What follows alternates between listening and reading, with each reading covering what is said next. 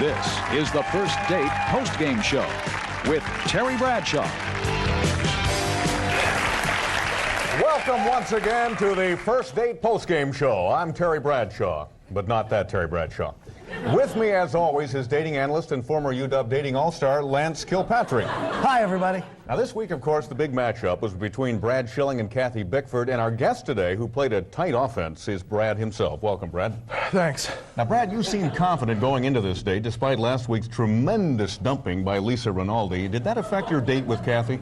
Not at all, Terry. I mean, sure, Lisa was a disappointment, but you gotta just put that out of your head and move ahead to the next date. That's what I did with Kathy. Okay, now I'm getting word from the bathroom that Kathy is out of the showers now. We have her standing by. Kathy, what are your thoughts on the date?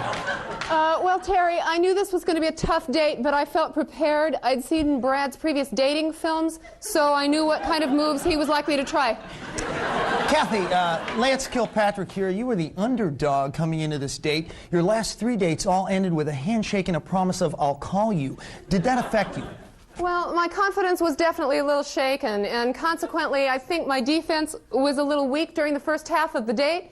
Brad is a good, solid dater, but he is predictable. I allowed him to complete a few more passes than I should have, but my main goal was to keep him from scoring early on. Now, Brad, you were ahead in the early game, but you ran into some trouble as the second half started. Now, what happened at halftime there? Okay, after the first half, I felt the momentum of the date was definitely with me. I thought I saw an opening, so when I went into the bathroom at halftime, I bought a condom from the little machine. Right. I got overconfident, which you cannot do, well, as you know from your Super Bowl experience, Terry. I'm not that Terry Bradshaw. But that brings us to our cold-filtered Miller Genuine Draft Ice Lagered Cold Icy Filtered Light GDL Draft key play of the day. And it happened just as Brad was returning to the dating field. And Lance, why don't you give us the play-by-play here? Okay, here you can see Brad returning from the bathroom. As he sits down, he loses control of the condom, which falls from his breast pocket. Brad tries to recover the fumble, but it gets intercepted by Kathy. Let's listen.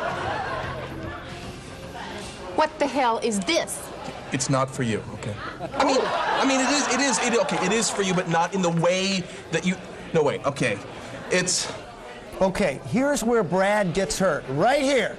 Oh. Oh. Oh, boy. Oh. Oh, boy. Whew. Let's take a look at that again in slow motion. And Brad, maybe you can tell us what was going through your mind right here. I was just praying it wasn't going to aggravate that old groin injury. Yeah. Okay, we'll return to the second half of this date and its surprising conclusion, but let's take a quick look at some of the other dates happening today. It is a high-scoring date in the Windy City, as Al Leach and Linda Musser have already checked into a cheap motel. However, Al has an unfortunate reputation for choking in situations like this. Maybe he can lose that label today. In Tucson, it's the annual grudge date between Mitch Groff and Ali Struble. This is the 8th year in a row these two dating powers have tried to make things work out. But it doesn't look good, because early in the first quarter, Allie has already dredged up that old story about how Mitch broke her favorite lamp. And over in the alternative dating conference, Dwayne and Trevor are having an exciting date, starting from the opening coin toss, when Dwayne, in a surprising move, elected to receive. We'll keep you updated on that. And right now, let's get back to this week's date and the final play of the date, and what a final play it was, huh, Lance? This one came out of nowhere, folks. Just as it looked like things were dead even, a surprise play came in from the sidelines. Take a look. Excuse me, there's a phone call for you. It's your babysitter. She says your 2-year-old won't stop crying. Thanks. You've got a kid? Well, sort of. Just a small one. Okay, the waiter should have been called for interference right there, but that didn't happen. Instead, Brad forfeits the date, leaving Kathy to pay the bill. Nice going, Brad. Hey, you never told me about the kid. That's too many players.